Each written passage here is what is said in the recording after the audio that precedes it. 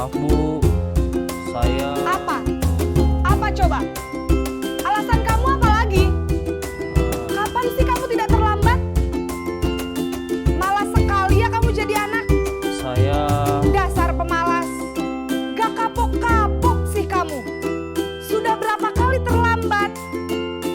Sana, kamu keliling lapangan basket 2 kali. Kenapa saya harus keliling lapangan basket Bu? Kenapa? Kamu mau lawan ibu? Berani-beraninya jawab. Sudah terlambat, masih berani jawab pula. Sekarang, keliling lapangan basket 5 kali sekalian. Biar kapok. Cepat, pergi sana ke lapangan basket.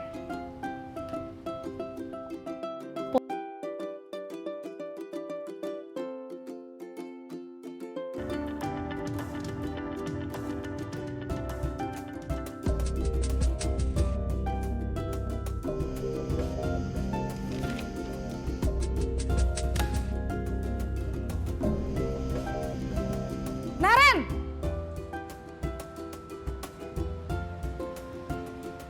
Selamat pagi Bu. Naren. Kamu kenapa terlambat lagi, nak? Ya Tuhan, Naren. Kamu senang ya bikin ibu susah ya? Kalau kamu terlambat lagi, nanti ibu yang ditegur bapak kepala sekolah, nak. Disangka ibu tidak bisa membina kamu. Duh, gimana ini? Maaf Bu. Duh Gusti Naren. Kamu suka ya kalau ibu ditegur bapak kepala sekolah? Terus, sekarang ibu harus tulis apa ini di buku absen? Ini kamu sudah sering terlambat loh. Ibu harus apa coba? Maaf Bu. Maaf sekali. Ya sudah, lain kali jangan bikin ibu susah lagi ya nak ya. Ibu tidak akan kuat lagi kalau kamu begini terus. Bisa jantungan kalau ibu ditegur bapak kepala sekolah. Sana cepat ke kelas. Maaf ya Bu. Maaf sekali. Posisi pembuat rasa.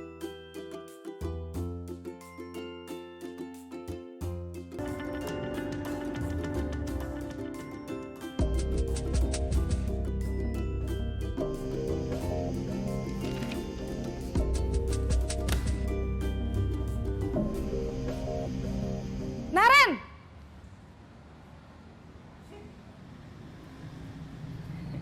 Selamat pagi Bu. Wah, sudah jam berapa ini nak? Terlambat lagi ya sayang. Iya Bu. Habis ibu saya lupa bangunkan saya Bu. Kamu malah menyalahkan ibu kamu. Kamu bukannya anak yang larinya paling kenceng.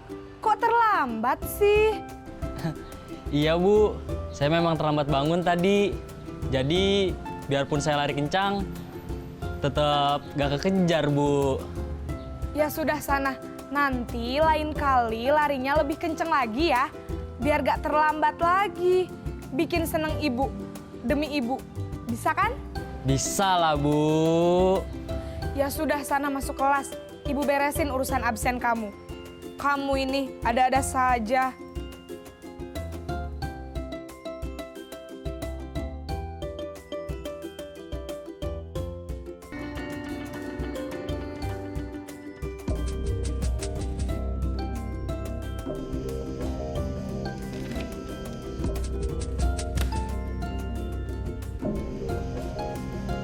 Naren!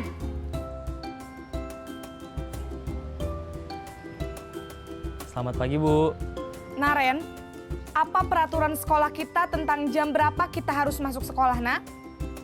Kita harus di sekolah jam 7 Bu. Iya betul, sekarang sudah jam 7.20. Naren sudah tahu konsekuensinya jika terlambat hadir. Paham Bu.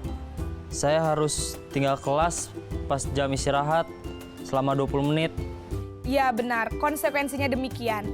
Jadi nanti jam 9.30 pas istirahat, kamu harus tinggal di kelas, kerjakan tugas tambahan untuk ketertinggalan kamu, ya? Baik Bu.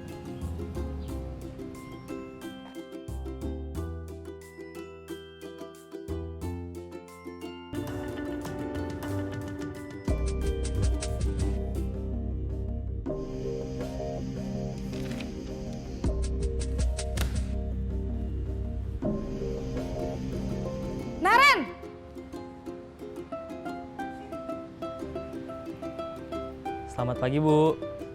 Selamat pagi, Naren. Maaf, Bu. Saya terlambat. Iya, sekolah masuknya jam 7, sekarang sudah jam 7.20. Jadi sekarang bagaimana ini, Naren? Maaf, Bu.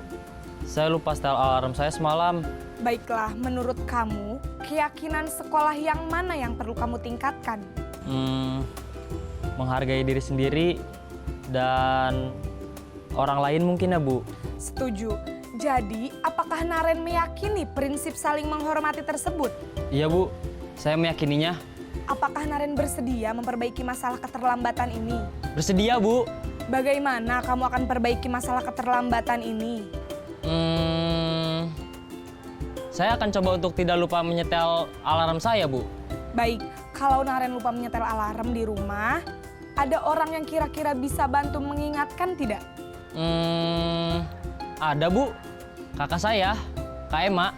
Ada lagi selain Kak Ema? Selain Kak Ema, ada ibu saya. Baik, jadi yang mengingatkan Naren adalah Kak Ema dan ibu kamu ya? Kira-kira akan mulai setel alarm kapan nih, Naren? Setelah pulang sekolah, akan segera saya lakukan. Baik, jadi Naren akan setel alarm untuk bangun besok pagi dan akan diingatkan oleh kakak dan ibunda Naren ya. Ada lagi yang mungkin perlu dilakukan, Naren? Agar tidak terlambat bangun lagi. Tidak ada, Bu. Baik, Naren. Terima kasih untuk kerjasama kamu. Sekarang kamu perlu kembali ke kelas untuk belajar. Baik, Bu. Terima kasih.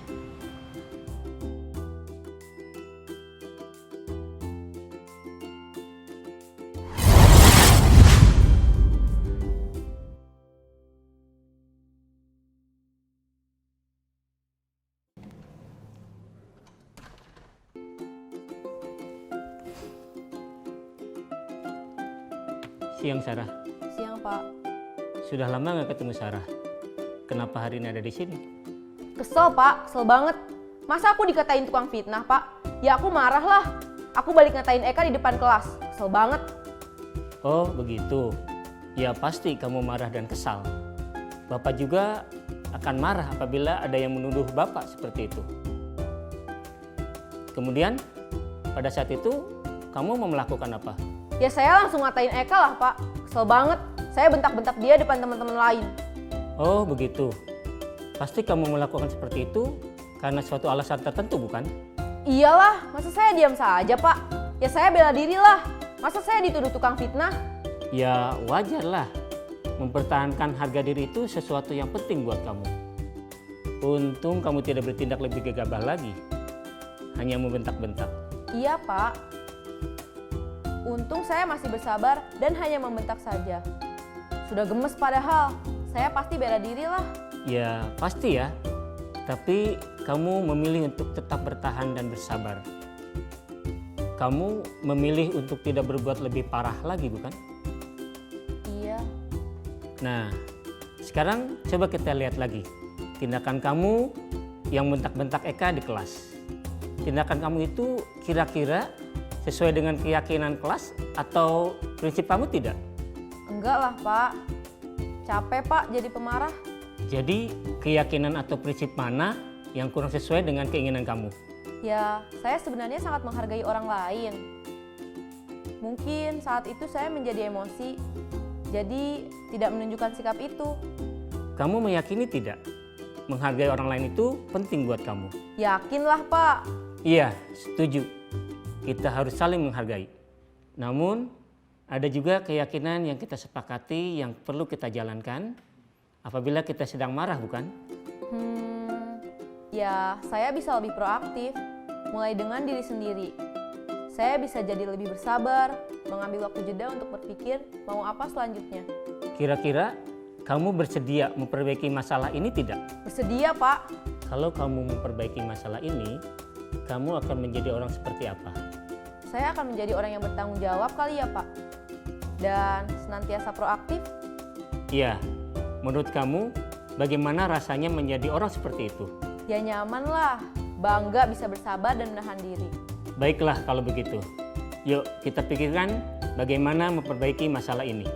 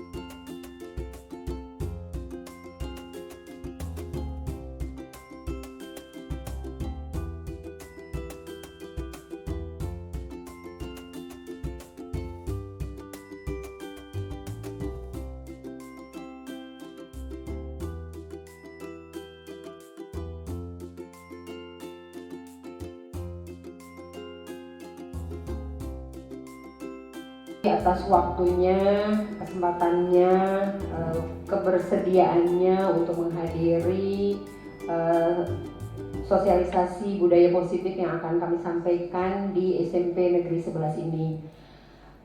Sejatinya sih memang semua bisa hadir ya, termasuk Bapak Kapolres Rahim. Selanjutnya yang pertama akan disampaikan oleh Pak Arif Budiman, apa sih budaya positif itu? Ini sebenarnya apa yang kita dapat di PGP ya, pelatihan, karena ini memang dari Kementerian Pusat ya. Tapi memang kita harus merubah paradigma yang dari kebiasaan lama menjadi kebiasaan baru itu nggak mudah, baik kita sebagai guru maupun siswa kita nanti. Selengkapnya silakan kita dengarkan paparan Bapak Arif Budiman. Positif itu yang pertama kita merubah, tadi sudah disinggung oleh Bu Eva ya. Jadi kita merubah paradigma dulu. Di sini paradigma kita yang tadinya guru merupakan segalanya, menjadi kita berpikir stimulus respon itu menjadi teori kontrol. Karena disiplin sendiri dimaknai dari beberapa teori itu yang ditanamkan di CGP ini. Kalau dari teori stimulus kontrol menjadi, kita berpikir menjadi teori kontrol itu realitas kebutuhan itu kita tuh mempunyai, masing-masing dari kita mempunyai kebutuhan yang berbeda. Hanya yang bisa, hanya kita sendiri bisa mengontrol kita sendiri. Sebenarnya pada prinsipnya di next web memberi perilaku kepada siswa dan murid kita tuh penghargaan ya. Nah, untuk yang dokumen atau kurikulum baru ini punya pajak kan itu tidak berlaku. Misalnya hari ini dia tertib belajar, saya kasih penghargaan kan besok. Kalaupun ada aturan itu di hari awal tahun ajaran baru ini, kalau walaupun memang nggak mudah sekali mengimplementasikannya. Kemarin waktu MPLS saya dapat kesempatan ngisi materi, itu saya coba terapkan, tapi ternyata juga susah gitu ya. Karena kitanya juga baru belajar budaya positif. Di dalam budaya positif itu ada salah satunya tadi beda hukuman dengan penghargaan. Kalau dulu anak dihukum, dihargai, sekarang nggak ada lagi. Jadi lempeng-lempeng aja gitu. Jadi teori-teori yang kami dapat waktu di sekarang kami sedang melaksanakan di kelas. Yang tadi bonggolnya adalah budaya positif. Salah satunya anak dari budaya positif adalah tadi nilai-nilai positif yang sudah dijelaskan oleh Pak Arif Budiman. Kemudian saya akan menjelaskan kelas. Salah satu upaya konkret budaya positif adalah kesepakatan kelas dan keyakinan kelas. Apa sih itu? Keyakinan kayak kemarin tuh misalnya apalah kita kalau lagi PAT, kemudian upacara datang jam 7 kalau kita, dan murid itu menemukan kesepakatan. Oh iya, kalau saya jam 7. Kemudian keyakinan kelas berupa pernyataan universal.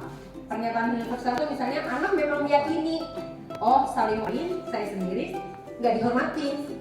Oh saya kalau pengen disayang, saya harus sayang sama orang lain.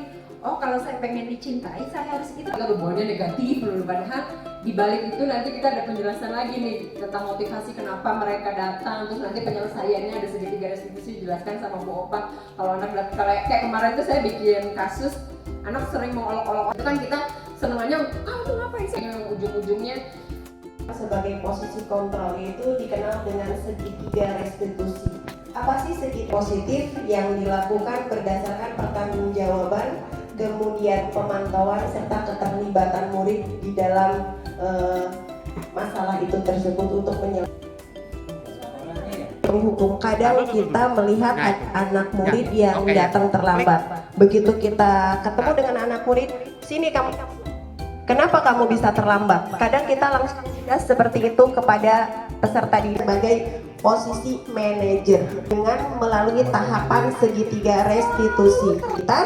Kemudian mencari tindakan atau validasi tindakan yang salah seperti apa, dan yang ketiga yaitu tahapannya keyakinan kelas yang didapat sebagai posisi kontrol penghukum.